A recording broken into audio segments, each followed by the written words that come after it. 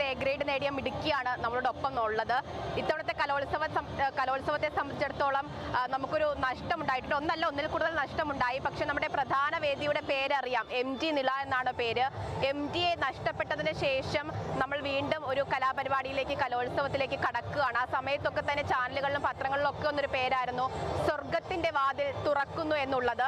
അങ്ങനെ നമ്മുടെ MD സ്വർഗത്തിലേക്ക് എത്തിക്കഴിഞ്ഞു എന്ന് തന്നെയാണ് നമ്മൾ എല്ലാവരും വിശ്വസിക്കുന്നത്. അങ്ങനെ നമ്മുടെ സ്വന്തം കഥാകാരൻ അത്തരത്തിൽ സ്വർഗത്തിലെത്തുമ്പോൾ താൻ സൃഷ്ടിച്ച, താൻ ഉണ്ടാക്കിയ കഥാപാത്രങ്ങളെ അദ്ദേഹം സ്വർഗത്തിൽ വെച്ച് കണ്ടുമുട്ടുകയാണ്. അതാണ് നമ്മുടെ ഈ മോണോ ആക്ടിന്റെ വിഷയം എന്ന് പറയുന്നത്. എന്തായാലും മോളെ പരിചയപ്പെട്ടതിന് ശേഷം നേരെ നമുക്ക് ആ മോണോ ആക്ടിലേക്ക് പോകാം. പേരെന്താ? മായ സാജൻ. ഏത് ജില്ലയെന്നാ? പാലക്കാട് ജില്ല. പാലക്കാട്. വിഷയം തിരഞ്ഞെടുക്കാനുള്ള കാരണം എന്താ?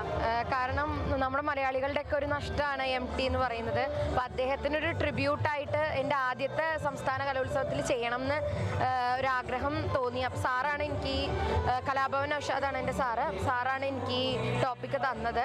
അപ്പം ഞാൻ എൻ്റെ ഒരു അനുഗ്രഹമായിട്ട് തന്നെ ഇത് സ്വീകരിച്ചു. ഈ ടോപ്പിക്ക് 2 ദിവസം കൊണ്ടാണ് ഇത് പഠിച്ചെടുത്തത്. അതിനു മുന്നേ ഞാൻ ജില്ലയിലെ പേരറിവാളിനാണ് ചെയ്തത്. രാജീവ് ഗാന്ധി കൊലക്കേസിലെ 21ാമത്തെ പ്രതി ജില്ലയിൽ. ഇപ്പോൾ ഇവിടെ MT നിലയിൽ അവതരിപ്പിക്കണം എന്നായിരുന്നു ആഗ്രഹം. പക്ഷേ ഞാനിപ്പോൾ ഇവിടെ വെച്ചിട്ടെങ്കിലും എനിക്ക് അവതരിപ്പിക്കാൻ പറ്റി എന്നുള്ളത് സന്തോഷമാണ്. രണ്ടാം ഊഴത്തിലെ ഭീമനെ ഉൾപ്പെടെ സ്വർഗത്തിൽ വെച്ച് MT കാണുകയാണെങ്കിൽ എന്താണ് സംഭവിക്കുക എന്നുള്ളത് നമുക്ക് കാണണം, അല്ലേ? അതെ, തീർച്ചയായും. ഓക്കെ. നമസ്കാരം. വ്യത്യസ്തമാർന്ന കഥാപാത്രങ്ങളിലൂടെ മലയാളികളെ ജ്ഞാനപീഠത്തിന്റെ കൊടുമുടിയിൽ എത്തിച്ച മാടത്തു തെക്കേപ്പാടത്തു വാസുദേവൻ നായർ എന്ന മലയാളികളുടെ സ്വന്തം MT ഇന്നിതാ കാലയവനികയ്ക്കുള്ളിൽ തന്റെ മരിക്കാത്ത കഥാപാത്രങ്ങളുമായി ഒരു കൂടിക്കാഴ്ച. ഇതാര്? ആരോമൽ ചേകവരുടെ അന്തപുരത്ത്. ചന്തു, ഇത് ഞാനാ, മലയാള സാഹിത്യത്തിൽ നിനക്ക് പുതുമാനം നൽകിയ വാസുദേവൻ നായർ. ഇറങ്ങിപ്പോവിൻ എവിടുന്ന്. മാറ്റച്ചുരിക ചോദിച്ചപ്പോൾ പകരം ചുരികയില്ലെന്ന് പറഞ്ഞവനാണ് ഈ ചന്തു. പൊൻകാരം കൂട്ടി ചുരിക വിളക്കാൻ കോമന് 16 പൊൻപണം നൽകിയവനാണ് ഈ ചന്തു. ഞാൻ ചന്തു, ചതയൻ ചന്തു. അരുത്, ശത്രുവിനോട് ദയ കാട്ടരുത്. ശത്രുവിനോട് ദയ കാട്ടിയാൽ അവൻ ശക്തനാകും. നീ മറന്നുവോ ഈ 2ാം ഊഴക്കാരനെ? ഇല്ല, ചന്തുവും ഭീമസേനനും നിങ്ങൾ എന്റെ കഥാപാത്രങ്ങളല്ലേ?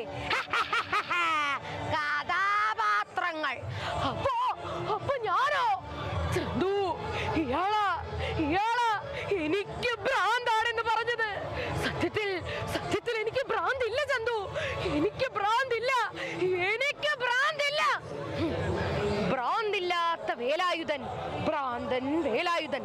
ചതിയനായ ചന്തു മാന്യനും 100 പേരെ കൊന്ന ഭീമസേനന് 2ാം ഊഴം. ലജ്ജയില്ലേ നിങ്ങൾക്ക്? കുട്ടിയെടുത്തി, നീയും എന്നെ പഴിക്കുകയാണോ?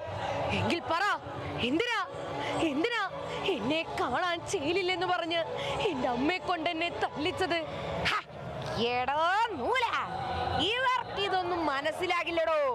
അത് മനസ്സിലാകണമെങ്കിൽ നീയെങ്കിലും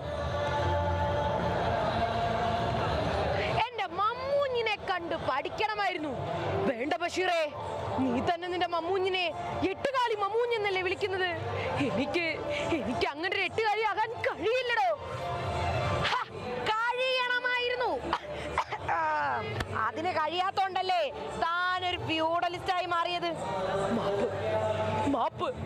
അങ്ങയുടെ ഭ്രാന്തൻ വേലായുധന, എന്റെ തനിയാവർത്തനത്തിലെ ബാലൻ മാഷ്, അങ്ങയുടെ കുട്ടിയെടുത്തിയ ജാനകി, അങ്ങയുടെ കഥാപാത്രങ്ങളെല്ലാം ഇവിടെ പുനർജനിക്കുന്നു വരും തലമുറയിലൂടെ.